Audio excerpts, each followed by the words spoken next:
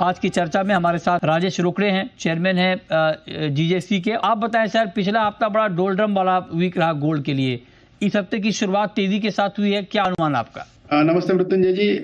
Last interview में भी मैंने यही कहा था कि गोल्ड बहुत ज्यादा बेरिश दिख नहीं रहा है। हाँ, क्योंकि जब कभी भी गोल्ड में थोड़ा सा भी करेक्शन आता है तो मार्केट में खरीदारी बढ़ जाती है। इस वजह से गोल्ड को फिर से वो ऊपर लेके आता है। और जिस तरीके से जियोपॉलिटिकल इश्यूज कितने तो भी सालों से हम सुनते आ रहे कि ये अभी खत्म हो जाएगा, अभी ये प्रॉब्लम शॉर्ट आउट हो जाएगा, लेकिन वो कभी खत्म होता नहीं है। कभी ना कभी कुछ ना कुछ चलते ही रहता है। इस वजह से सबसे ज्यादा सेफ हेवन पहले भी गोल्ड को ही माना गया था और अभी भी गोल्ड को ही माना जाता है। पिछले हफ्ते में भी हम लोग ने यही बोला था कि ये एक $3100-3200 का जो एक घर एक बना लिया है, एक बेस बना लिया है गोल्ड ने। अगर करेक्शन आता है भी तो $100 का आ सकता है, लेकिन ऊपर जाने के लिए अभी भी $400-500 की तेजी ये दिखाता है कि गोल्ड में अभी भी लोग बहुत ज्यादा ट्रस्टफुल और लोग इसमें अभी भी खरीदारी करने के लिए तैयार है। राइट। प्राइस के लिहाज से ये हफ्ता बहुत खराब था, मतलब गिरने के लिहाज से। तो क्या इस वीकेंड पे कुछ डिमांड में सडन जंप सर देखने को मिला?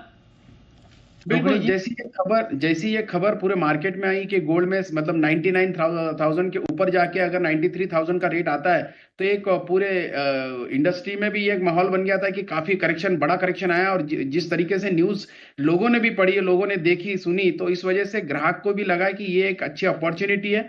और इस वजह से लास्ट वीक में खरीदारी अच्छी हुई है। जो हम लोग को पहले थोड़ा सा लगता था कि 10% 15% का थोड़ा सा डाउनफॉल आ रहा है हमारे डिमांड में, तो वो पिछले हफ्ते में वो भाव कम होने के कारण थोड़ा सा वो फुलफिल हो चुका है। और जब कभी भी भाव थोड़े भी नीचे आते हैं तो एक दिन दो दिन कस्टमर रुकता है, लेकिन एक बार थोड़ा सा स्टेबिलिटी आ जाती है तो कस्टमर फिर से बाहर निकलता है खरीदारी करने के लिए। और अभी 93,000 का जो बेस अभी बन चुका है कि नहीं, 93,000 1,000 रुपए प्लस माइनस, तो शायद ये एक अच्छा मतलब ग्राहकों के लिए भी एक कंफर्ट जोन पे आ गया है और कस्टमर को भी लग रहा है कि दिस इज राइट प्राइस।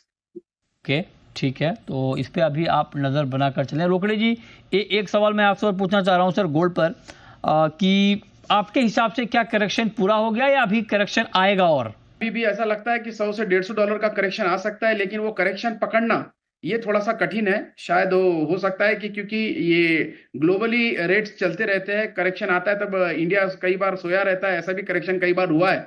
तो मुझे लगता है करेक्शन अभी भी 100 से जाएंगे 150 रात में? आप बोलोगे तो जगह रहेंगे, करेक्शन आने वाला होगा तो जग लेंगे 2-3 घंटे।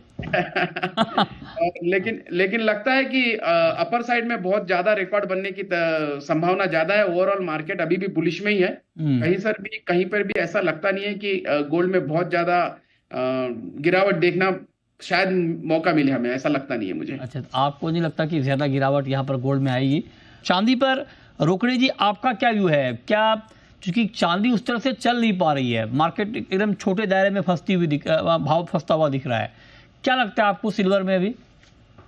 बिल्कुल, चांदी में अभी मतलब एज अ फिजिकल मार्केट में जिस तरीके के भारत में डिमांड है, मतलब करीब 7,000 टन के आसपास लास्ट ईयर इंपोर्ट हुआ है, जिसमें से 50% के आसपास तो इंडस्ट्रियल यूज हुआ है। ये हमें भी आश्चर्य लगता है कि इतना डिमांड होने के बावजूद भी चाइना में अपने आप में वहां पे भी जबरदस्त डिमांड है, फिर भी चांदी में उतना मूवमेंट नहीं मिला। लेकिन मुझे लगता है कंपेयर टू गोल्ड, चांदी बहुत जबरदस्त रिटर्न देने वाली है आने वाले दिनों में। क्योंकि मैंने पहले भी कहा है कि $48 $49 का जो हाई बना है चांदी में, अभी केवल $32 पे चल रही है।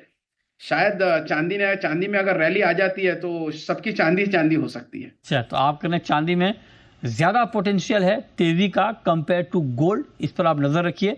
बहुत शुक्रिया रोकड़े जी आपका हमारे साथ जुड़ने के लिए।